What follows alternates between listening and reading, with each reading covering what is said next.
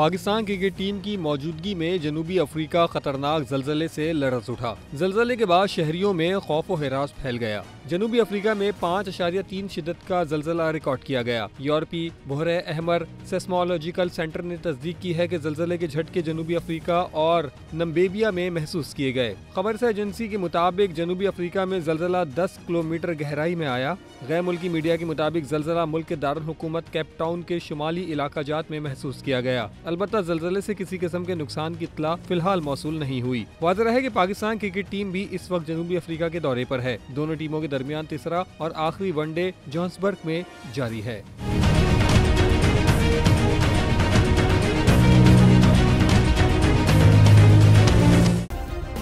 Subscribe करें और bell दबाएं ताकि कोई खबर रह न जाए।